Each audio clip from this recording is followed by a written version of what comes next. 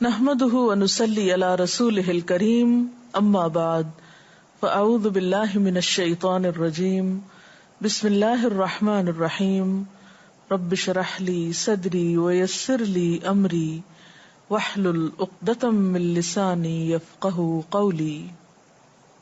ہماری گفتگو کا موضوع ہے توبہ استغفار۔ اللہ تعالیٰ نے انسان کو پیدا کیا، اس کے اندر خیر اور شر دونوں چیزیں رکھی، پھر اس کو دونوں راستے دکھائے، پھر اس کو آزادی بھی دی کہ وہ چاہے تو بھلائی کے راستے پہ چلے اور چاہے تو برائی کا راستہ اختیار کرے۔ انسان کو اللہ تعالی نے جس راستے کے لیے پسند کیا وہ خیر و بھلائی کا راستہ ہے، اور اس راستے پہ چلانے کے لیے ہر دور میں پیغمبر بھیجے۔ سب سے پہلے انسان حضرت آدم علیہ السلام ایک پیغمبر بھی تھے۔ جب وہ دنیا میں بھیجے جا رہے تھے تو اس وقت اللہ تعالیٰ نے فرمایا فَإِمَّا يَأْتِيَنَّكُم مِّنِّي هُدًى فَمَن تَبِعَ هُدَايَ فَلَا خَوْفٌ عَلَيْهِمْ وَلَا هُمْ يَحْزَنُونَ، کہ اگر میری طرف سے تمہارے پاس کوئی ہدایت آئے تو جو میری ہدایت کی پیروی کرے گا اس کے لیے نہ خوف ہوگا نہ غم ہوگا۔ تو گویا خوف اور غم کے علاج کے لیے انسان کو جو نسخہ بتایا گیا وہ اللہ تعالی کی طرف سے آئی ہوئی ہدایت کی پیروی کرنا، یا دوسرے لفظوں میں زندگی گزارنے کا وہ طریقہ اختیار کرنا جو اللہ تعالی کی مرضی کے مطابق ہو۔ لیکن انسان اس کے لیے اس دنیا میں آنے کے بعد بہت سی آزمائشیں بھی ہیں۔ انسان کے ساتھ اس کا نفس بھی ہے، شیطان بھی ہے، پھر بسا اوقات انسان کا ماحول بھی ایسا ہوتا ہے کہ جس کے دباؤ میں آ کر انسان اللہ تعالی کا راستہ چھوڑ کر یا اس کی مرضی اور رضا کا راستہ چھوڑ کر اللہ تعالی کی نافرمانی کا راستہ اختیار کر لیتا ہے۔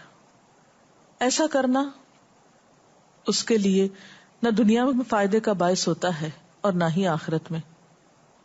انسان جب اللہ کی نافرمانی کرتا ہے، گناہ کرتا ہے، تو ہمیشہ پریشانی، احساس ندامت اور غم کا شکار ہوتا ہے، یعنی نتیجتاً دکھ اور پریشانی اس کا مقدر ہوتی ہے۔ ایسے میں انسان کیا کرے؟ انسان چونکہ فرشتہ نہیں، اس لیے یہ ممکن نہیں کہ اس سے کوئی غلطی نہ ہو۔ غلطی تو ہوگی کیونکہ انسان ہے، بھول چوک بھی ہے، خواہشات نفس بھی ہیں، تو یہ ہو نہیں سکتا کہ اس سے غلطی نہ ہو۔ اور انسان شیطان بھی نہیں کہ اس سے کوئی اچھائی نہ ہو اور صرف برائی کرے، نہیں، انسان ان دونوں کے بیچ کی چیز ہے۔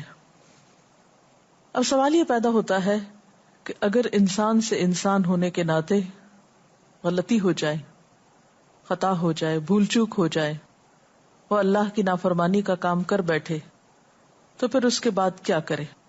دو طریقے ہو سکتے ہیں۔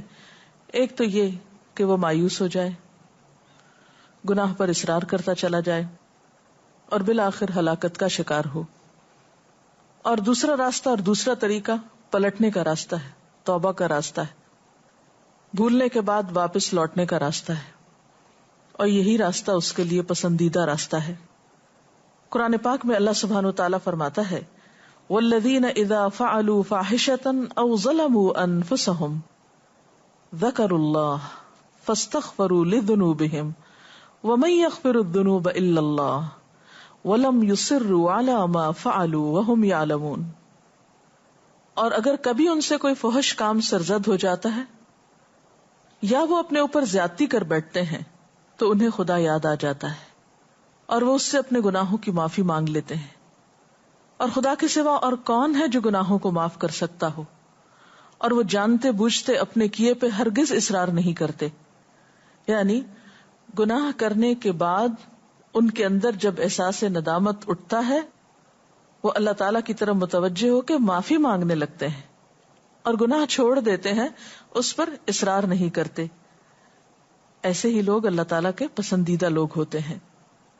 ایک اور مقام پر آتا ہے ان الذین اتقوا اذا مسهم طائف من الشیطان تذکروا فاذا هم مبصرون، کہ فی الواقع جو لوگ اللہ سے ڈرنے والے ہیں، متقی ہیں، ان کا حال یہ ہوتا ہے کہ کبھی شیطان کے اثر سے کوئی برا خیال انہیں چھو بھی جائے، یعنی برا خیال بھی آئے، گناہ کا ارادہ بھی ہو، تو فوراً چوکنے ہو جاتے ہیں، یعنی تقویٰ کی برکت سے وہ ہوشیار ہو جاتے ہیں، اور پھر انہیں صاف نظر آنے لگتا ہے کہ درست راستہ کیا ہے۔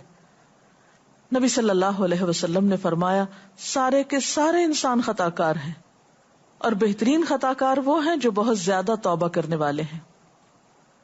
تو توبہ کرنا بندے کے حق میں ایک پسندیدہ عمل ہے۔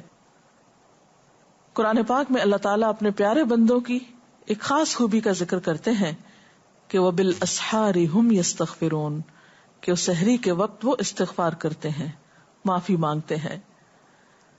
پیغمبروں کے ذریعے بھی بارہا انسانوں کو یہی سبق سکھایا گیا کہ وَاسْتَغْفِرُوا رَبَّكُمْ ثُمَّ تُوبُوا إِلَيْهِ، اپنے رب سے بخشش طلب کرو، پھر اس کی طرف لوٹ جاؤ، واپسی کا راستہ اختیار کرو۔ ان ربی رحیم ودود، بے شک میرا رب بہت رحم فرمانے والا، بہت محبت کرنے والا ہے۔ یعنی ایسا نہیں کہ اگر کسی انسان سے کوئی غلطی ہو جائے تو پھر وہ معاف نہیں کرتا اور ہمیشہ کے لیے وہ اس کی نظروں سے گر جاتا ہے، نہیں، 100 بار بھی اگر کوئی غلطی کرتا ہے اور پھر اس کو احساس ندامت ہوتا ہے، شرمندگی ہوتی ہے اور وہ پلٹتا ہے، تو اللہ تعالیٰ اس کو معاف کرتا رہتا ہے۔ ایک حدیث میں آتا ہے ان اللہ یقبل توبۃ العبد ما لم یغرغر، اللہ بندے کی توبہ اس وقت تک قبول کرتا ہے جب تک کہ وہ آخری دموں پہ نہ ہو یا اس کی سانس نہ اکھڑ جائے، یعنی مرتے دم تک توبہ قبول ہوتی رہتی ہے۔ ہاں، یہ الگ بات ہے کہ ایک انسان جب فوت ہو جاتا ہے اور وہ شرک کی حالت میں ہوتا ہے یا کفر کی حالت میں ہوتا ہے یا کسی کبیرہ گناہ کے ارتکاب کی حالت میں ہوتا ہے اور توبہ کیے بغیر مر جاتا ہے، تو مرنے کے بعد جب سزا سامنے آ جاتی ہے، اللہ تعالیٰ کی ناراضگی اور غصہ سامنے آ جاتا ہے، تو پھر توبہ کا موقع نہیں رہتا۔ اس لیے ہمیں کبھی بھی اللہ تعالیٰ کی رحمت سے نا امید نہیں ہونا چاہیے، گناہ کتنا بھی بڑا ہو جائے، غلطی کتنی بھی بڑی ہو، لیکن کبھی مایوسی پاس نہ پٹکنے پائے۔ قرآن پاک میں اللہ تعالیٰ فرماتے ہیں یا عبادی الذین اسرفوا علی انفسہم لا تقنطوا من رحمت اللہ ان اللہ یغفر الذنوب جميعا انہ هو الغفور الرحیم، اے میرے وہ بندو جو اپنی جانوں پر زیادتی کر بیٹھے ہو، اللہ کی رحمت سے ہرگز مایوس نہ ہونا، یقیناً وہ تمہارے سارے کے سارے گناہ معاف فرما دے گا، وہ بہت ہی معاف فرمانے والا اور بڑا ہی مہربان ہے۔ اور تم اپنے رب کی طرف رجوع کرو اور اس کی فرما برداری بجا لاؤ، وَأَنِيبُوا إِلَىٰ رَبِّكُمْ وَأَسْلِمُوا لَهُ مِن قَبْلِ أَن يَأْتِيَكُمُ الْعَذَابُ ثُمَّ لَا تُنصَرُونَ، اس سے پہلے کہ تم پر وہ عذاب آ جائے کہ پھر تم کہیں سے بھی مدد نہ پا سکو، یعنی آخرت میں جب سزا سامنے آ جائے گی تو کوئی بھی شخص کتنی بھی توبہ کرے، کتنا بھی روئے دھوئے، پھر معافی نہیں ہو سکتی۔ ہاں، جب تک وہ زندہ ہے کتنا بھی بڑا قصور ہے اس کی معافی ہو سکتی ہے۔ اس کا یہ مطلب نہیں کہ انسان جان بوجھ کر غلطی کرنا شروع کر دے کہ معافی تو ہو ہی جائے گی اس لیے جو چاہے میں کروں، کیا معلوم کہ پھر اس کے بعد، اس غلطی کے بعد توبہ کا موقع ملتا ہے یا نہیں۔ تو جان بوجھ کر غلطی نہیں کرنی چاہیے۔ اس سلسلے میں ہم دیکھتے ہیں حضرت یوسف علیہ السلام کے ساتھ جو کچھ ہوا، ان کے بھائیوں نے انہیں اندھے کنویں میں دھکیلا اور ان پر چوری کا الزام لگایا اور بہت زیادہ زیادتی کی، لیکن اتنے بڑے قصور کے بعد جب ان کو احساس ہوتا ہے کہ ہم غلط تھے تو وہ فوراً اپنے رب کے حضور معافی مانگتے ہیں اور اپنے والد سے بھی درخواست کرتے ہیں کہ آپ بھی اللہ تعالیٰ سے ہمارے لیے معافی کی درخواست کیجیے۔ یا ابا نستغفر لنا ذنوبنا انا کننا خاطئین، اے ابا جان ہمارے گناہوں کی بخشش کے لیے دعا کیجیے، واقعی ہم بڑے خطا کار تھے۔ اب یہ کوئی چھوٹا جرم نہیں تھا کہ ایک معصوم بچے کو بغیر کسی جرم کے کنویں میں پھینکا گیا اور اس پر چوری کا الزام بعد میں لگایا گیا، لیکن جب احساس ہوا تو پھر توبہ کر لی۔ تو ان کے والد نے بھی ان کے لیے پھر کیا کہا تھا؟ قال سوف استغفر لکم ربی، کہ میں جلد ہی تمہارے لیے استغفار کروں گا، انہ هو الغفور الرحیم، بے شک وہ بخشش فرمانے والا مہربان ہے، یعنی وہ ضرور معاف کر دے گا۔ اور پھر ایک گناہ ہو یا زیادہ ہو، چھوٹا گناہ ہو یا بڑا گناہ ہو، توبہ کرنے میں دیر نہیں لگانی چاہیے، اور کبھی مایوس ہو کر کہ میرے تو گناہ معاف ہو نہیں سکتے، توبہ میں تاخیر نہیں کرنی چاہیے۔ اس سلسلے میں ہمیں احادیث کی صحیح کتابوں میں ایک واقعہ ملتا ہے، نبی صلی اللہ علیہ وسلم نے پچھلی اقوام کا ایک صحیح واقعہ اپنے صحابہ کرام کو سنایا کہ ایک شخص تھا جس نے 99 قتل کیے تھے، 99۔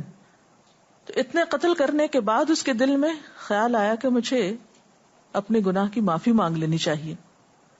تو وہ کسی عابد و زاہد شخص کے پاس گیا اور اس سے پوچھا کہ کیا میری معافی ہو سکتی ہے؟ تو اس نے کہا کہ تم نے تو اتنے جرم کیے ہیں، تمہاری معافی نہیں ہو سکتی۔ اس نے اس کو بھی قتل کر دیا، اور یوں پورے 100 کا قاتل ہو گیا، یعنی 100 لوگوں کا قاتل ہو گیا۔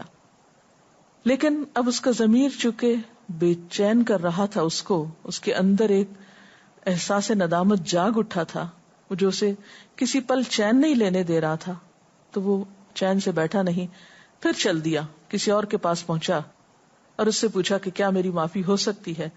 تو اس نے کہا ہاں، اللہ تعالیٰ سارے گناہ معاف کر سکتا ہے، بشرط یہ کہ تم سچے دل سے توبہ کر لو اور آئندہ اس غلطی کا ارتکاب نہ کرو، اور اس کے لیے ضروری یہ ہے کہ تم جس ماحول میں رہتے ہو اس کو چھوڑ دو۔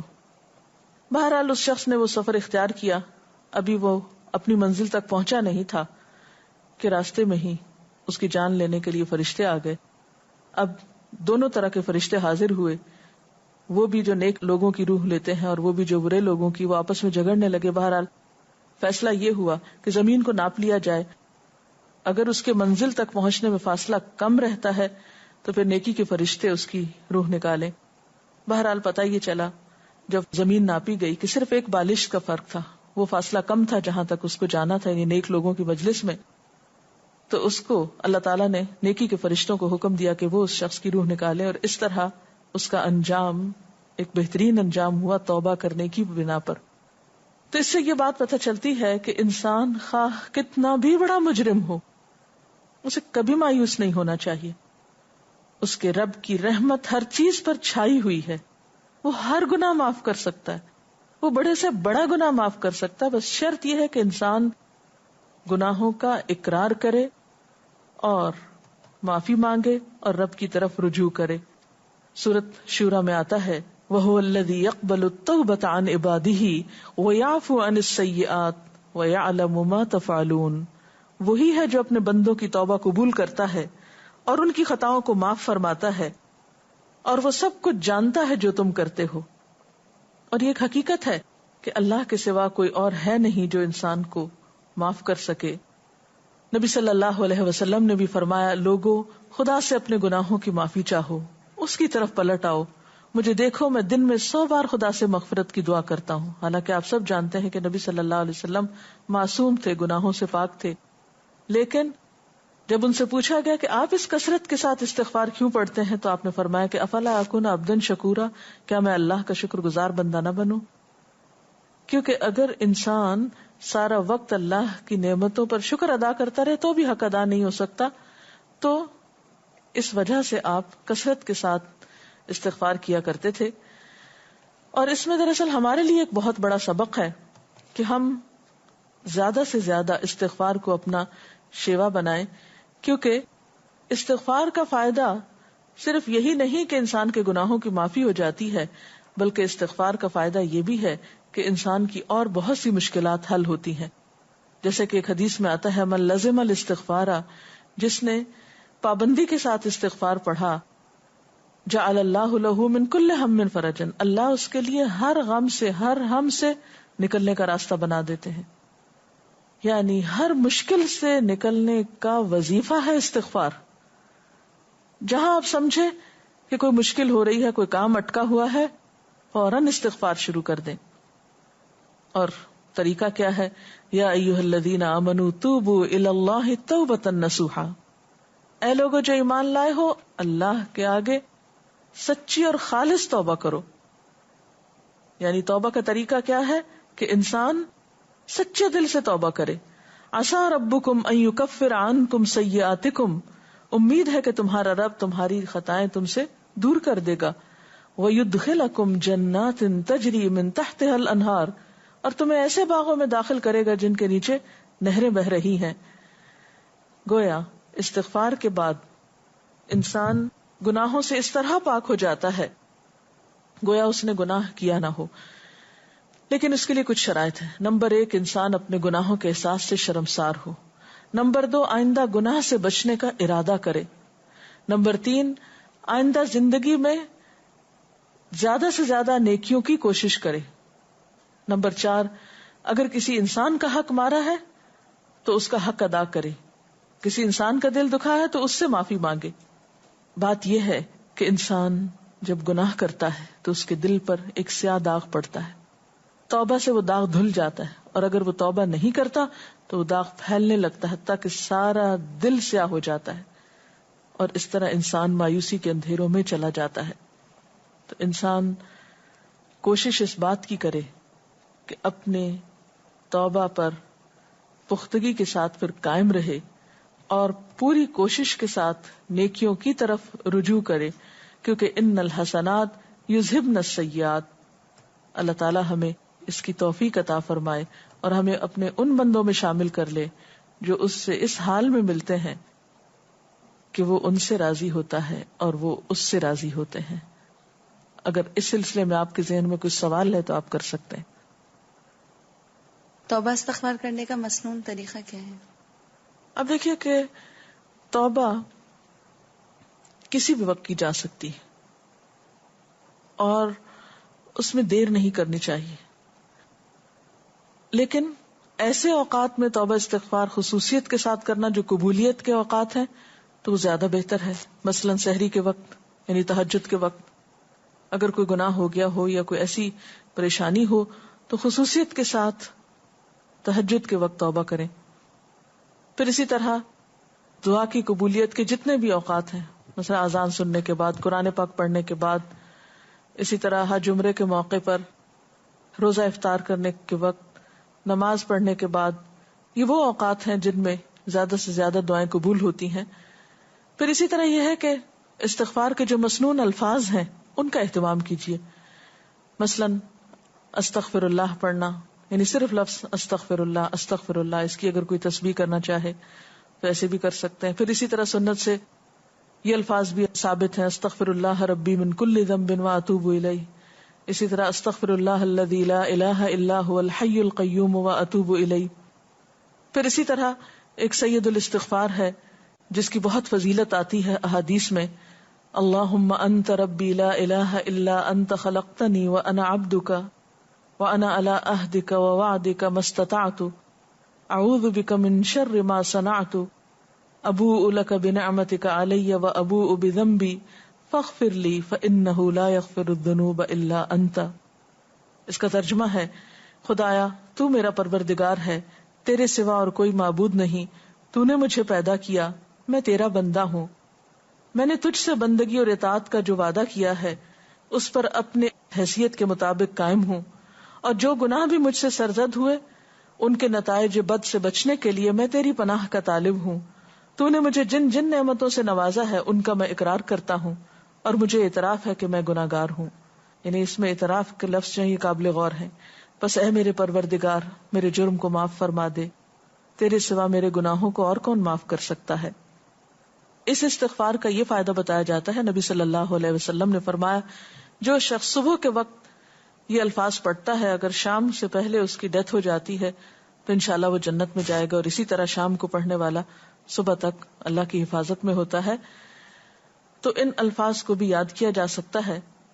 اور اس کے علاوہ اگر آپ کو کچھ بھی نہیں عربی میں پڑھنا آتا تو اپنی کسی بھی زبان میں جو آپ بولتے ہو آپ اللہ تعالیٰ سے اپنے الفاظ میں اپنے طریقے پر استغفار کر سکتے ہیں، گناہوں کی معافی مانگ سکتے ہیں، اللہ تعالیٰ سے توبہ کر سکتے ہیں، اس کے آگے رو سکتے ہیں.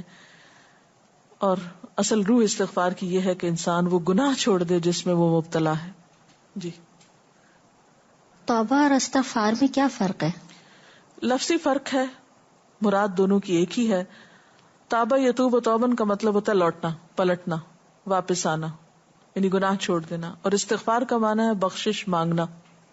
گویا توبہ کا مطلب ہے کہ گناہ سے واپسی، گناہ ترک کر دینا، اور استغفار کا مطلب ہے اللہ تعالی سے یہ استدعا یا دعا کرنا کہ وہ گناہوں کو ڈھانپ دے، ان کی سزا نہ دے. کبیرہ گناہ جن پر حدود جاری ہیں کیا وہ بھی توبہ استغفار سے مٹ جاتے ہیں، یعنی کہ ان کی بخشش ہو جائے گی؟ جی ہاں، گناہ خواہ کسی بھی نوعیت کا ہو، جیسے ابھی میں نے ایک واقعہ سنا ہے کہ 99 قتل کرنے والا بھی بخشا گیا. تو گناہ کسی بھی نوعیت کا ہو، چھوٹا ہو یا بڑا ہو، اگر انسان اللہ تعالیٰ سے معافی مانگتا ہے تو اللہ تعالیٰ اس کو معاف کر سکتے. وآخر دعوانا ان الحمد للہ رب العالمین. سبحانک اللہم وبحمدک، نشہد ان لا الہ الا انت، نستغفرک ونتوب الیک. والسلام علیکم ورحمۃ اللہ وبرکاتہ.